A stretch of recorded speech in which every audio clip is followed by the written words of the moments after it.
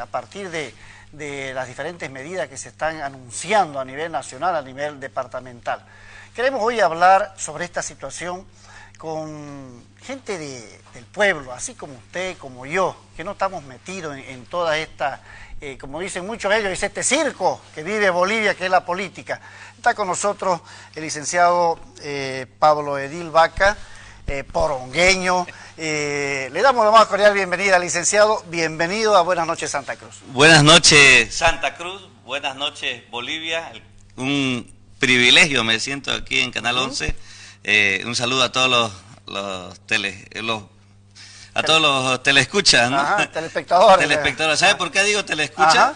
Porque en años antes yo me acuerdo que donde no llegaba la señal, la imagen ¿Del 11? Del 11 llegaba la radio. La radio. Y se escuchaba la radio por medio de Canal 11. Y por último, no había el audio porque había muchas dificultades técnicas, entonces no, y se ponía la radio al lado y la tele al mismo. Entonces en mi cabeza cuando escucho Canal 11 no es lo mismo que otro canal, porque Canal 11 representa al cruceño. Entonces, la identidad, ¿no? La identidad cruceña, desde los que nos acordamos, ¿no? Claro. Sobre todo en la zona rural, en el campo también, ¿no? Muy bien, licenciado Pablo, licenciado en filosofía, en letra, docente, director académico de un importante colegio, el Juan Pablo II, y yo lo invité porque, amigo televidente, queremos escuchar la opinión de los profesionales que no estamos metidos así en esta política y en esta situación que está viviendo. De una u otra manera vamos a estar metidos porque somos parte de la sociedad. Licenciado, el panorama que se vive, ¿cuál es el actuar del ciudadano del que estoy haciendo referencia yo ahorita, de usted, de yo, de ese comerciante, de ese chofer? ¿Cómo debe encarar esta situación que está viviendo Bolivia? Lastimosamente yo creo que nosotros los bolivianos carecemos ahorita de una debilidad que no tenemos, digo los bolivianos, me incluyo inclusive los ciudadanos, y obviamente que los políticos mucho más. No hay una visión país, no se ha construido una visión país. Ninguno de los discursos, ni ninguna fuerza política actual, que es lo que vemos, ¿no?, en la pantalla, tampoco tiene una posición país para todos. Y que, no hay una propuesta concreta. No hay una propuesta concreta como país, queremos este país. Entonces hay una carencia, una falta de identidad cultural, espiritual y moral. Nadie tiene ahorita la verdad comprada, diría yo, ¿no? Ni la verdad en sí de decir esto se va a hacer o esto somos. Y la gente no vive de eso. La gente vive de una cosa en sí, de cosas concretas en sí, de un plato de comida, de desayunar, de comer. Entonces no vive de conceptos abstractos, no vive de un paro cívico, no vive de eso la gente. O sea, si usted dice voy a parar, pero la gente no vive de un paro cívico. La gente, yo le digo voy a construir un aeropuerto, dice eso va a generar dinero. O si la gente dice vamos a pagar doble aguinaldo, hay platita, ¿no? Entonces hay cosas, el poder gira alrededor de ciertos factores en el país, ¿no? Entonces, y esos son factores no solamente en cuanto a poderes políticos, hay poderes económicos, hay poderes sociales, y así son los que están peleándose ahorita, ¿no?, esos poderes. Y todos se pelean. Fíjense que todas las fuerzas políticas quieren tener, desde universitarios, quieren tener gente de la calle, quieren tener gente con pollera, quieren tener indígenas, todos quieren estar, no sé agarrado de a dónde, pero quieren estar ahí adentro, ¿no? Y en todas las fuerzas políticas, en todas, sin excepción. Licenciado, usted habló ahorita una cosa muy cierta, o sea, la población no vive de paro, no vive de no reelección, no vive de que la democracia a veces por último, aunque es uno de los derechos fundamentales de una persona, ¿no?, es para vivir en paz y en armonía. Pero, ¿cómo ve usted como ciudadano, como un profesional que va todos los días a trabajar, a ganarse el pan de cada día, estas medidas extremas de paro? Se nos anuncia un paro para el 21 de agosto y otro indefinido a partir del 10 de octubre. Personalmente las veo y todas las estamos viendo como un fracaso.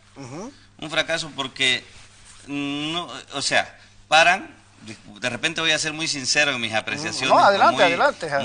Muy personales. Muy camba, como decimos. Así que no la voy a tapar. Son un fracaso porque de repente hasta anteriormente se paraba por la autonomía y se gritaba autonomía con tales y cuales, ¿no? se paraba por el 11%, si nos vamos más atrás, y si se consiguió el 11%.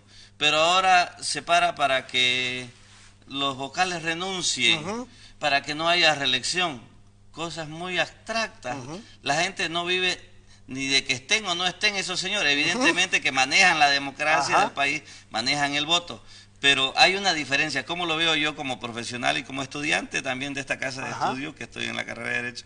Lo veo que entre legalidad y legitimidad hay una barrera. Porque todos quizás sabemos que no es legal la reelección. Está en la Constitución. Hemos votado y hemos dicho que no. Está bien. Pero cuando yo me pongo a pensar como un ciudadano, usted me dice como un ciudadano común y corriente, pero sin embargo, muchos de los mismos candidatos, si lo vemos del punto científico o epistemológico, para que me entiendan, están yendo a la reelección, pero ellos no quieren que se reelija Evo Morales y García Linera. Pero ellos sí pueden reelegirse en la función pública. Todos, fíjese, lo que está diciendo usted es cierto, todos están siendo reelectos y reelectos. Entonces no hay una renovación, ni un liderazgo político claro en ninguna corriente política. Y con esto no quiero entrar a favorecer, yo creo que estamos en un ambiente abierto, ciudadano, pero no es para favorecer a nadie. Pero la visión país es que los monos voy a hacer una referencia, cuando saltan de un gajo, nunca saltan al gajo donde se van a caer, saltan al gajo donde van a estar agarrados bien. Y hay mucha gente, entre ellos empezando de la clase empresarial cruceña, están saltando al gajo seguro. Los únicos ausentes aquí en Santa Cruz son los empresarios, fíjese. No va a haber empresarios en ninguna fila política. ¿Dónde están? ¿Quién les dio el 5% de nuestros ahorros de los que aportamos a la AFP? Ya sabemos dónde están. Ya no sabemos dónde están. ¿Quiénes los agarraron? ¿Quiénes se lo repartieron? Están por debajo ellos ahorita actuando. Ya sabemos, ¿no? Ya sabemos que vienen muchas obras, mega obras. ¿Quiénes las van a construir? ¿Quiénes se van a hacer? Son los empresarios. No, vamos a ser nosotros. No, entonces hay situaciones así, ¿no? Hay factores que nos indican, y todos por lo menos quieren sentarse a tomar un café con los empresarios, de alguna forma tener la congratulación, diría yo, ¿no? Usted ahora, si hay alguna embarazada, ¿dónde va? No va al abasto a comprar o no le dan de la producción de los valles o de alguna parte de la producción boliviana. Gran parte de ese subsidio ya se cobra en una empresa. En un supermercado. ¿no? Entonces, pónganle la política que sea. Pero es decir, aquí el más grande ausente es el empresariado.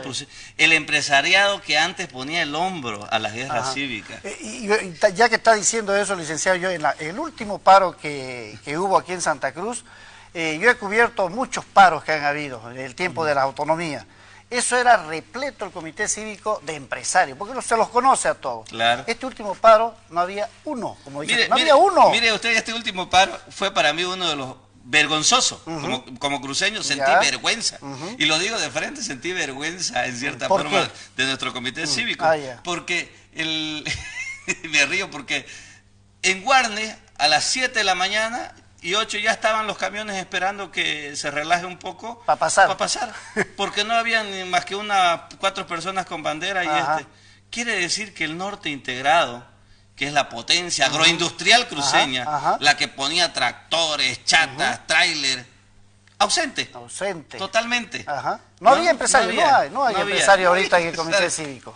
No había nadie, en otras palabras, es lamentable. Y los que sí estaban, porque basta ver y los que sí vemos a diario, por lo menos las noticias, nos damos cuenta que eran muchos de la gobernación. Así es. O sea, ahí apadrinados como cívicos. O sea, el MAS tiene razón en muchas cosas de lo que dicen. O sea, los paros están los funcionarios públicos de la gobernación y de la alcaldía.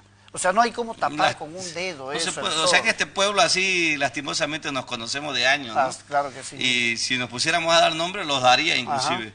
Inclusive, yo diría que el fracaso del comité cívico, el fracaso de nuestro comité, de nosotros, porque prácticamente el comité nos ha traicionado a los cruceños. ¿Por qué?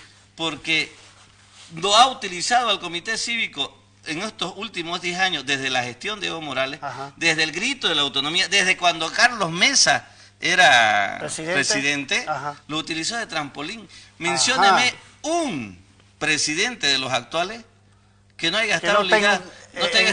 un cargo público, que su empresa no esté ligada a alguna obra, todos. Absolutamente. El otro día me entré a ver, por ejemplo, del anterior de Fernando Cuéllar, su empresa se adjudicó el estudio del puente Melizo que van a hacer allá al Urubó. Todos están ligados. El mismo Fernando Cuéllar, asesor de Pérez Fernández, es decir, nos han traicionado. O sea, ¿dónde quedó el civismo? ¿Dónde quedó la lucha cruceña? ¿Dónde quedamos nosotros como ciudadanos? ¿Dónde quedamos nosotros como ciudadanos, licenciados? Somos simplemente escaleras, somos para que nos pisen, para que ellos puedan subir. Eso nos está diciendo, Luis. Más o menos, o sea, qué bonito, ¿no? Juegan con yo y muchos los que han parado y hemos parado en algún momento por alguna cosa, por convicción, ¿no? Ah, qué bien, ¿no? Le ponemos la palestra. Y al final y al cabo... Nosotros seguimos igual como antes del paro y después del paro, pero ellos están en otra cosa. Ellos están en otras circunstancias, en otras condiciones, desde el mismo gobernador, para no irnos muy lejos, desde el mismo gobernador, ¿no? Y muchos actores políticos. Entonces, hay una desilusión política ahorita en Bolivia. Por eso es que los números actuales de esa última encuesta reflejan esa desilusión. Ninguno de los candidatos, refleja el sentir del boliviano. Y el sentir del cruceño tampoco. Entonces, digo del cruceño porque Santa Cruz es el departamento donde hay mayor votación, pues, ¿no? Y donde hay mayor inscrito. Tan irónico que hay donde hay mayor votación, pero es el que tiene menos representación parlamentaria. Cosas de la vida. Por eso sí no luchan.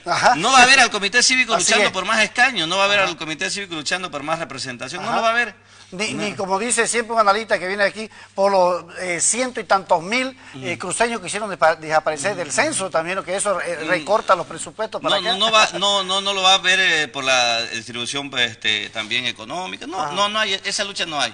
La lucha que hay, lastimosamente es otro de los fracasos, porque su lucha es política. Licenciado, hablando de eso, y teníamos ahorita una encuesta en pantalla,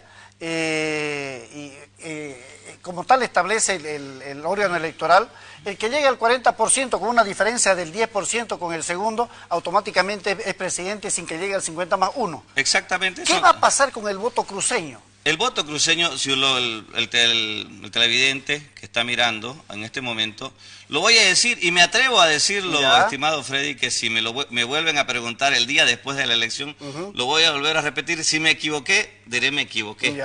Pero yo digo así como cruceño, nacido en esta tierra. Porongueño. Evo Morales va a volver a ser presidente de Bolivia. No porque yo quiera y no porque a mí me agrade, lastimosamente. Lo digo así también, no me agrada. Pero va a volver a ser presidente por el voto opositor cruceño, no por el voto masista cruceño. Por los que voten en contra de Evo, por eso va a ser presidente. Evo Morales va a ser presidente y me siento satisfecho de decir esto porque he escuchado a muchos intelectuales cruceños en las redes sociales. He visto escritos últimos en El Deber que dicen esta tibieza de la oposición, que los comités cívicos no lograron unirla, salieron un día entero, estuvieron reunidos, pero vuelvo a repetir lo que quede claro. Evo Morales, por los números, por las cifras dadas en esa última encuesta y que esa última encuesta en las anteriores elecciones no varió mucho en cuanto... No vengamos con esos discursos que acarreados, que chinos, que venezolanos, no. Porque eso de repente si se da, puede haber control, no va a haber control. Por último, la OEA ya vino y le echó un baño de santidad, diría yo, a esta elección. Ya lo sacramentó. La elección va en camino. Inclusive inclusive con actores internacionales de por medio. Evo Morales va a volver a ser presidente de Bolivia por el voto opositor Camba. Por el Camba que no quiere que Evo Morales sea presidente. No va a ser presidente. Ese Camba lo va a hacer presidente a Evo Morales. ¿Cómo? Expliquémosle a Santa Cruz. ¿Cómo lo va a hacer? Si mira la encuesta, necesita ¿no? Un presidente, ser presidente con más del 40%. Y con el segundo una diferencia del 10%. ¿No? Ahora, si Evo Morales no llegara al 40%, que fuera el deseo de cualquier oposición, sería que Evo Morales simplemente gane con un 39%. Se va a la segunda vuelta. Y se va a la segunda vuelta, o que el segundo tenga una diferencia que no haya una diferencia de 10%. pero la diferencia ahorita pues es grande, 11, 12, con el margen de error puede llegar hasta 13% la diferencia. En otras palabras, si ese margen de error, que normalmente se da entre el 2 y el 5% en este tipo de encuestas, lo estamos haciendo los Camba anti-Evo Morales, repito, los Camba anti-Evo Morales harán presidente a Evo Morales. Porque van a dispersar el voto. Ahora, y dicen, ¿por qué me dice eso? Porque la mayor votación anti-Evo está en Santa Cruz. Está en Santa Cruz. Y va a votar por Óscar Ortiz. Y por la encuesta última que hemos visto, va a votar por Óscar Ortiz. Entonces, así como hablan muchos analistas del voto útil, del voto a conciencia, entonces no hay que votar a... Hay también una oposición útil y una oposición a conciencia. La oposición a conciencia, de repente habremos algunos que nos incluimos ahí, digamos, ¿no? Somos críticos y todo lo demás. Pero también esa oposición útil es aquel que le es servil a ese 37%. O sea, está clara para mí la figura. No quisiéramos muchos Cambas, no porque de repente le tengamos un miedo a Evo Morales o un rencor, no, sino porque en toda democracia, de hecho, la salud de la democracia... Está en el respeto a la misma democracia, a la misma constitución. A la misma constitución, a la democracia en sí, al voto del ciudadano. Ahora, cuando hablo del voto y del ciudadano, hablo también de legalidad y legitimidad. Repito, la legalidad sabemos que de repente carece de legalidad. ¿Por qué? Porque en la constitución no se encuentra, porque el voto le dijo que no, porque cuando fuimos consultados se dijo que no. Pero hay una legitimidad que esa la da la ley natural y la repetición de ciertos hechos, que todo jurista sabe que es así. Entonces, si usted se va a una reelección y también está siendo reelecto y deja que el otro vaya, ¿no? Y los otros del comité hagan un show, porque ya prácticamente eso se está volviendo como un show, ¿no? Porque, bueno, fuera de decir, no nos vamos a la reelección ni nosotros tampoco. Claro. Ellos lo legalizaron cuando fueron a las primarias, en primer lugar. Ya ahí se legalizó. Ellos mismos votaron, aceptaron que esos eran los candidatos. Y además a la ley mismo decía que era vinculante. Entonces, ¿de qué hablamos los cruceños? Si al final y al cabo, Evo Morales está ahí por un cruceño. Así es. ¿Óscar Ortiz? Óscar Ortiz lo saca antes cuando era diputado, lo saca de la cárcel y lo devuelve al Parlamento. ¿Quién hizo eso? Cuando el país de repente necesitaba... o un cambio también, porque en ese tiempo se pedían cambio, pues, pero Óscar Ortiz le dijo, aquí está su candidato de los bolivianos, no sé si con burla o sin burla, pero aquí está, y lo puso a la palestra y lo puso en acción. Sea usted el que siga en este país. ¿Quién fue Óscar Ortiz? Lo que pasa es que tenemos una memoria frágil. A corto plazo. O sea, uno de los más grandes, nos olvidamos. Dicen que Mesa no quiere a los cruceños. El que no quiere a los cruceños es Óscar Ortiz. Y se lo puedo decir de frente si él está aquí. ¿Quién le dijo que lo ponga a Morales? ¿Quién llamó a la constituyente? Óscar Ortiz. Óscar Ortiz.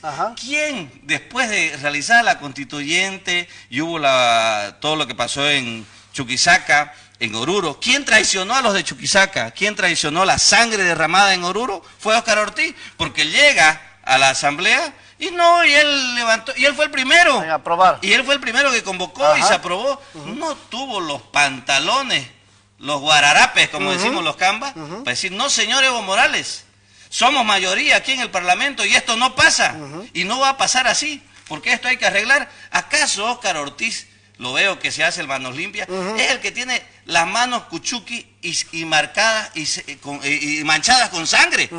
Porque toda esa sangre de la Calancha y toda la sangre de Oruro se la deben a Óscar Ortiz. Porque él fue el que promovió prácticamente, con errores, sin errores, y como está la Constitución. Fue él. O sea, no estoy a favor de Mesa.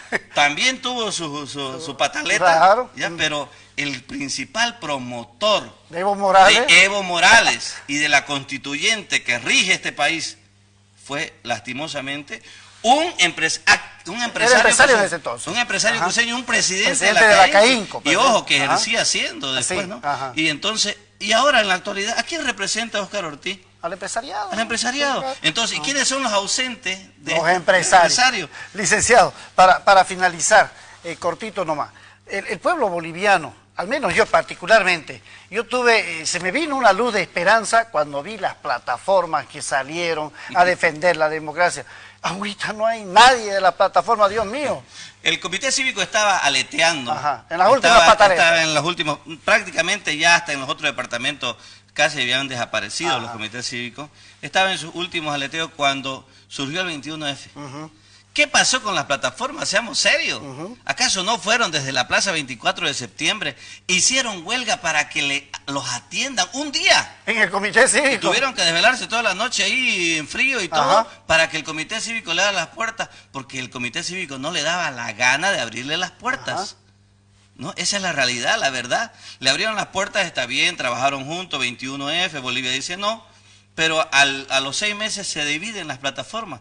Porque un sector de las plataformas se da cuenta de que don Rubén Costas estaba infiltrado entre las políticas. Entonces aparece la primera división. Esa primera división, esa gente de esa plataforma, son las plataformas que están ahorita con Mesa. Los Provida, los que están en contra del aborto. Y otro poquito con Cárdenas. El otro poquito está con Cárdenas y para de contar. Y los que no estudian, los flojos de las plataformas, porque los podemos decir... Están de candidato. Porque están de candidato, porque los conocemos aquí en la comunidad universitaria, pero con don Óscar Ortiz, ¿no? Es decir, y ahorita lo ve fuerte al comité cívico, no existen las plataformas en el comité cívico. Ya no existe. Ya no existen. Se apareció. Fue una luz de esperanza fugaz que... No, puede ser que yo lo considero así, se lo digo cuando vienen las plataformas. Nos engañaron. Nos hicieron ilusionarnos falsamente a nosotros. Y le hicieron creer al comité cívico que era grande, cuando en realidad tienen que pisar tierra y saber que son débiles. Y yo creo que hay que reconocer su debilidad para crecer.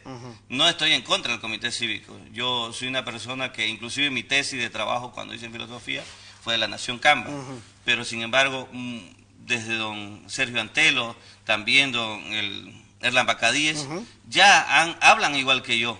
Y lo podemos ver en las redes, bueno, don Sergio Antelo ya apareció, pero es decir, hay cierta traición, y ahorita, por ejemplo... O perdieron el horizonte. O perdieron el horizonte. Ahorita usted vaya y hágale una entrevista al comité cívico, le voy a decir, de caso Cota no. ¿No? Entonces, ellos no están preocupados por el 21F en el comité cívico ahorita. Están preocupados por el caso Cota. Dar o no dar una entrevista, desaparecen, aparecen, ¿dónde están los 300.000? Las plataformas ya no existen. Fue una luz, pero ¿por qué las plataformas fueron una luz de esperanza? Porque llevaban el sentir del pueblo, que el comité cívico totalmente lo había perdido. Licenciado, realmente ha sido una tertulia muy bonita. Ojalá que nuestros amigos televidentes hubieran captado el mensaje que hemos querido lanzar aquí. O sea, ¿cuál es el sentir de nosotros? Lo que no estamos metidos en ninguna ni de plataforma, ni comité cívico, ni político. Eso es lo que pensamos los cruceños. Así es. Yo lastimosamente me siento defraudado, me siento que lastimosamente burlado, ¿no? Defraudado y burlado por la clase cívica cruceña, porque me considero un autonomista, me considero un hombre libre pensador, nunca he tenido filiación política con ningún político. Entonces, cuando uno apoya, cuando uno deja su esperanza en personas, lastimosamente sucede esto. Y lastimosamente como cruceño, lo que muchos ya han dicho, no soy yo el primero en decir esto, no tenemos liderazgo cruceño. Y el liderazgo actual cruceño político, es servir a don Evo Morales. Lastimosamente es así. Político y hasta cívico en este momento, porque el Bolivian dice no, en realidad es un distractivo, una tabletita que adormece.